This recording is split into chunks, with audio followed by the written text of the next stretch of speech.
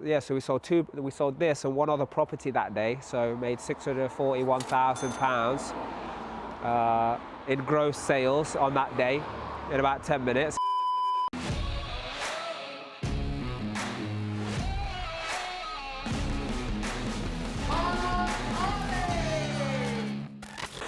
Yeah, so we're just in the wonderful village of Kegworth. That's where our paintballing activity, the team building activity is going to be going on. So I thought we would just come up here, and actually there was a property that we purchased for £180,000, and it's like, this was quite a unique one. I mean, there is a couple of HMOs here, and actually one of the old agents that we used to use is their office is over there as well. So we thought it would be a good bet for it to be close to them. But yeah, it's that white one right there, looking all sexy, number 17. So we purchased it, and this was the one of the ones in the early days where we didn't really know what we were doing around refinancing, and we just kind of potlucked with what we thought was a commercial valuer, and she came round and she valued it, and we were expecting to get like 350 for it. Back in 2000 and I think it might have been 2017, 18, somewhere around there. And in her report, she actually downvalued it, something stupid like 220 or 250, I don't know, something crap like that. Yeah, and in her report, she said, because it's near an airport, because it's near East Midlands Airport, it's in a less desirable area, so it's worth less. But we made it into 6 rooms for the people who work at the airport to stay in. So we couldn't work it out. Anyway, at that point, we went out and paid an extra £1,500 or £1,700 to get a new value and go to a completely different bank, because the other bank was like, no, that's the valuation, we're not doing it anymore, you know, we can't increase it. So we just went to a totally new bank, totally new valuer. They came back out and said, yeah, it's 350. So then we got a valuation at 350,000, £100,000 difference. Yeah, because this was generating about 36 or 38,000 pounds in gross rent. It cash flowed beautifully because these are nice massive rooms, because that's what we want to do. We want to create good, spacious, raise the standard of living for people. It's a nice little desirable village, and it has got parking as well. You know, here, down there, we've managed to park here no problem, and yeah, it turned out to be a real beautiful one. And then a few years later, we actually then decided to sell it, and we sold it at auction, so check it out. So it's our turn, and I'm just showing you that you can literally do business from anywhere. I'm on my haircut right now, and we're on lot 21. You can see Harvey, look, can you see it? Yes, so we've had a first bid. 320,000. Good, 325, second bid's happening. Look, it's going up, it's going up. Oh, it has gone to 335, it's going. 340 is bid, it looks like we're gonna sell. Is this exciting? Are you excited? If we get 350, I'll be super happy. Big money to be made if we do that. 347, it's getting exciting. 348. Oh my goodness, is this cool or what?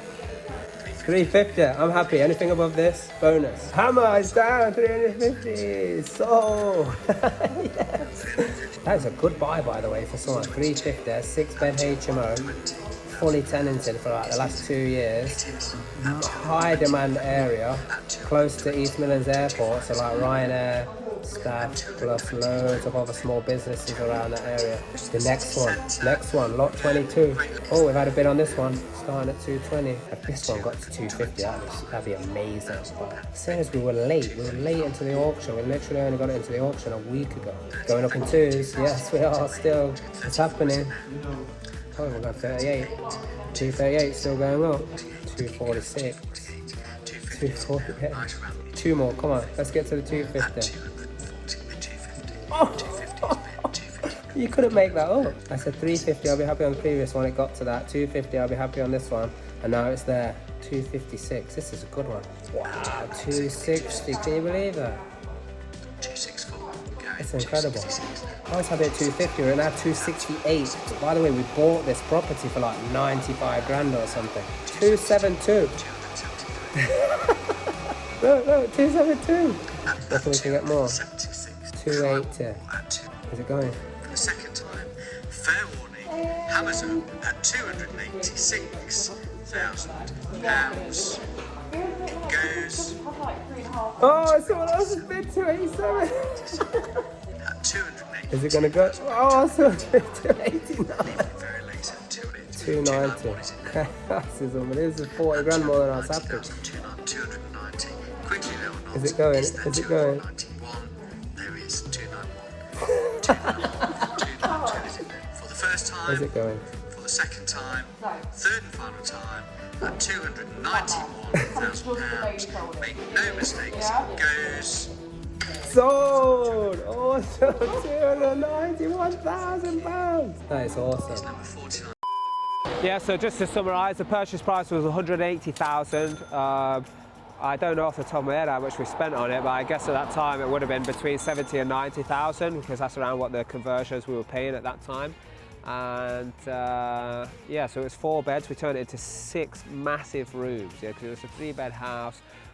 We'd extended out into the outhouses to make the kitchen better. Like this is a beautiful property. Yeah, that's why it's whoever bought it. Yeah, yeah. So we sold this and one other property that day. So we made £641,000 in gross sales on that day in about 10 minutes. It was pretty cool, pretty exciting, exhilarating. So the key lessons on this one was the reevaluation process. I think at that point we'd only probably this was maybe, I don't know, 4th, 5th or one that we were doing. And we were running about 6, 7 more projects on top of that as well at the time. So it was a key learning to understand that we actually have to reverse engineer the valuation process. So like what bank is going to be lending us the money on the back end, and like what valuers are going to be on the panel to actually check with them, like what is the calculation that you use to value the property. Because for someone to come out and hybrid it as a residential property when it's not a residential property and downvalue it because it's near an airport, well, the reason we bought it and did it is because it's next to an airport. I mean, it's just we ain't on the same page. So to do the reverse engineering, then seen us in all of our different properties after that, always get the revaluations that we wanted.